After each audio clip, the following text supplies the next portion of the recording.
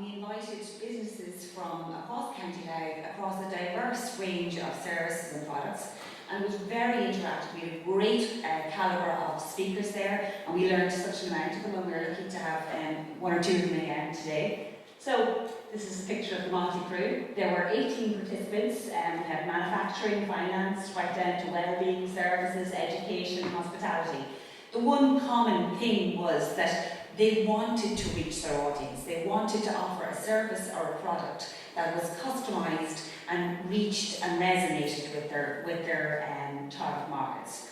So, part of what we did was we went through what's called a business canvas model, which is a really good thing, and it's a great exercise for businesses to do on a regular basis. And this would change as you change your services, as you change your products.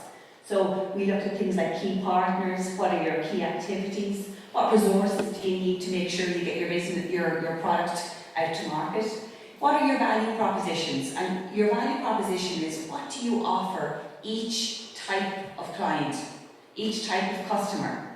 What do you give them? Do you give them a value for money? Do you give them something that offers longevity and like for elite fencing? I don't have to paint that again. This is also a big thing in my house. What type of customer? What did each one want? So the reason you go to the car dealership that you go to is because there is a value proposition. It offers you something like peace of mind, service, warranty, whatever it is. Your customer relation, how do I manage that? How do I maintain that? The channels, how do I reach them? Is it franchising? Is it face-to-face? Is it transactional? Is it online? What is it? The type of customers, your cost structure, how do I get it? What elements do I have to consider before I have a recommended retail price? And my revenue streams, very important for every business here. How do I make money? So I'd like to invite two of my willing participants, Damien Keenan and Megan Hughes, up onto the stage. Damien is part of the Louth Fence, which is based in Castlebellingham. So I'd like to come on stage to guys. And Megan is part of the business development team in Dundalk Credit Union. And both were active partners for us throughout the bootcamp. So guys, if you'd like to take the stick, it's like, who do I feel like? Miriam, I feel like I'm going to interview them. Hope it's not gift growth, Miriam. So Damien, we're going to start with Damien first. So, Damien, do you want to tell us a little bit about Elite, just so you know? Elite Fence is part of a company called Elite Form, and we've been based in Castlebellingham for started 45 years ago actually, and they started making gutters. Okay. Simple as that. So the product developed from the actual material they had. They were using with steel. So products kind of went on, developed into farm buildings, the covers for farm buildings. So the natural progression just kept on going, and one of their last big jobs was in Ireland. We done the Curragh news stand, and in UK we supplied all the internal panels on the new Tottenham Hotspur Stadium, which was 23,000 odd panels on that. So, and that job was strangely enough was a job that when they voted for first they didn't get, and then the actual company that got the job couldn't fulfill it.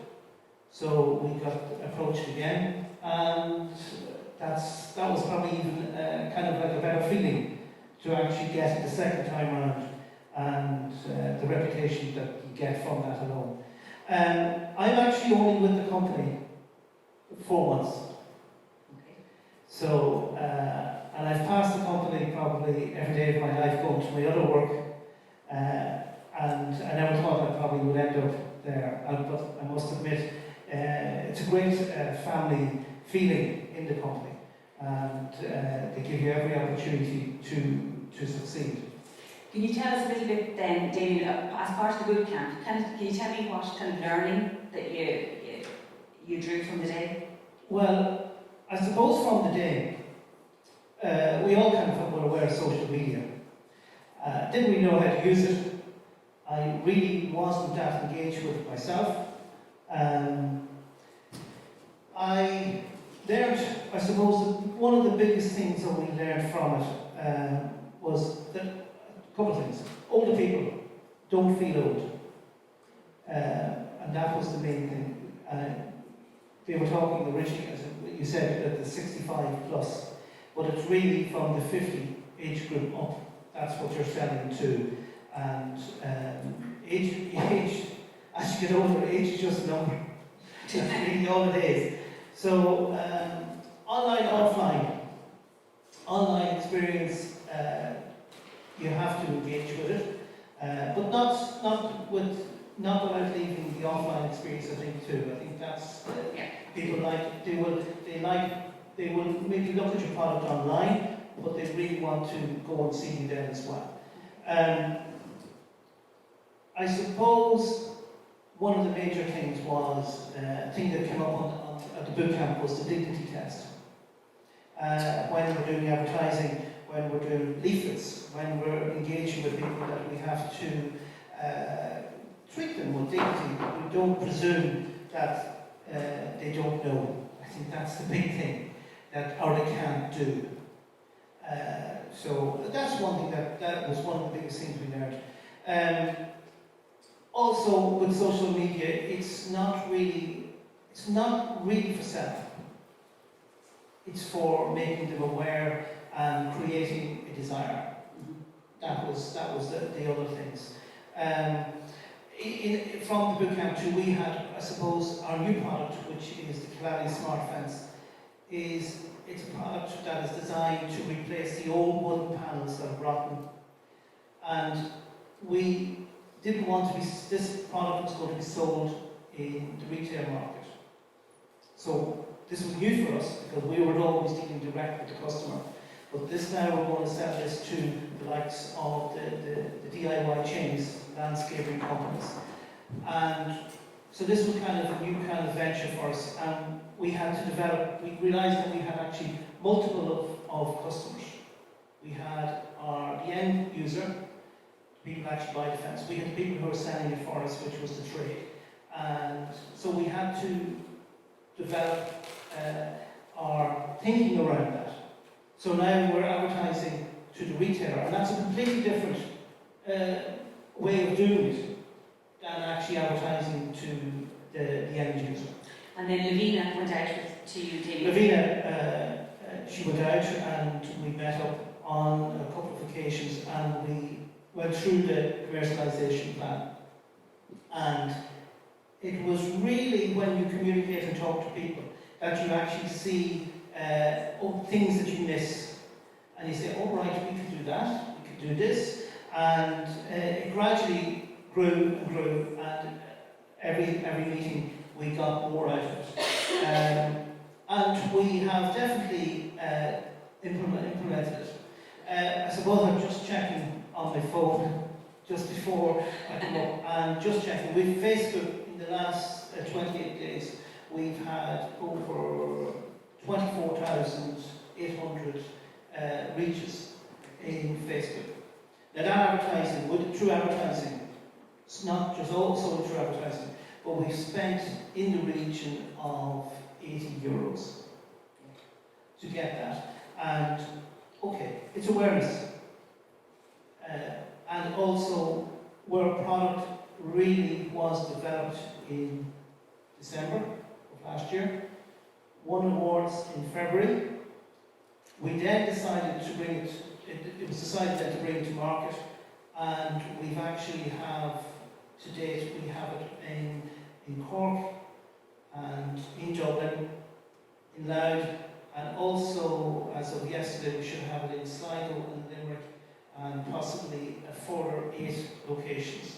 And when we're dealing with trade, it's the multiplier factor that was probably caught us, not unaware, but we just really didn't think that this was going to happen like this.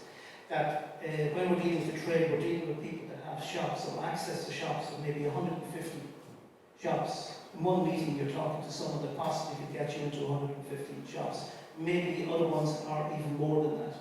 So it made us also aware that the plant itself is on a site.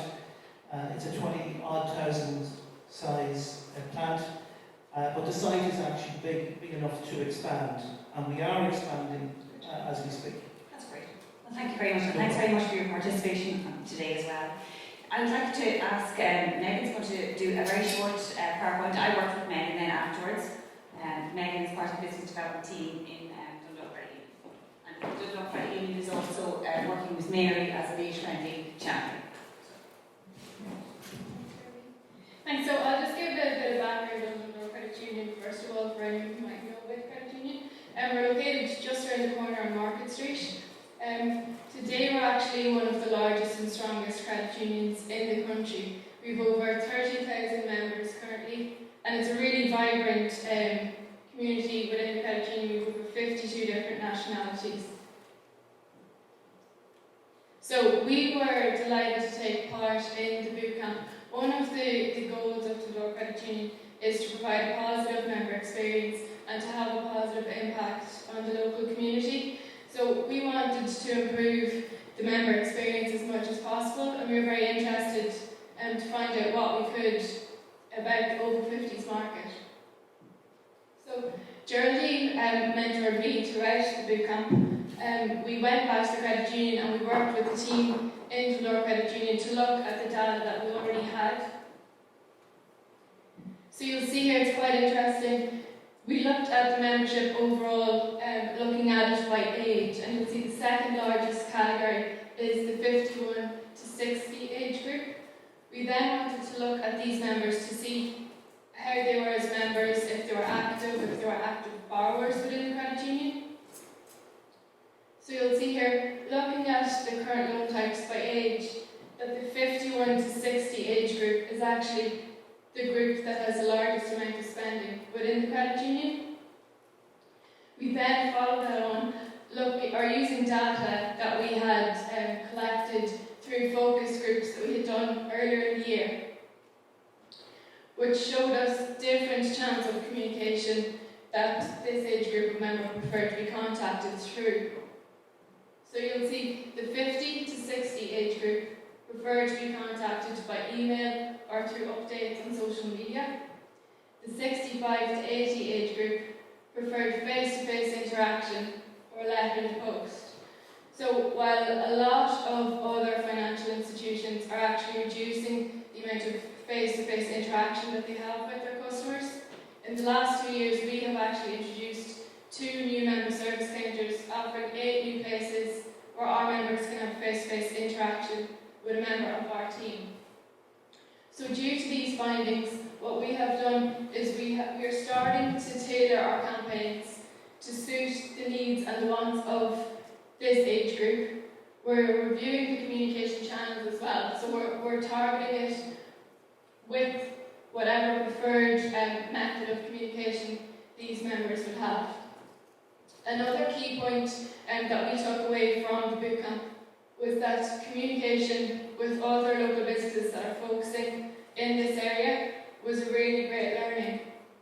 Recently we have collaborated with Specsavers Dundalk and Oriel Orthodontics to provide them with an information flyer on loan information that they can give to their customers, because they both identified that a high percentage of their customers were within the over 50s age group, and that there was also a financial requirement there for certain products and services that they were providing.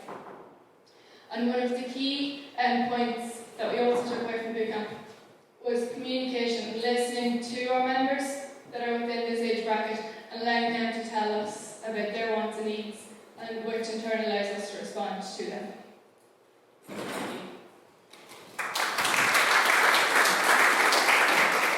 Right, thanks very much. So you'll see actually just as part of that, what Sarah spoke about was the toolkit and how we access information. So you see that as part of the bootcamp, Megan went back and looked at her own data, so what they had amassed themselves. What Damien did was look at market research and bring the product to market. So it's about looking at the information you have or external sources and tailoring the product around it. And I have to say, both very big champions of being resourceful and also being very relatable with their markets. Okay, so thank you very much. You're very, very good. You can take a seat now, take a big deep breath.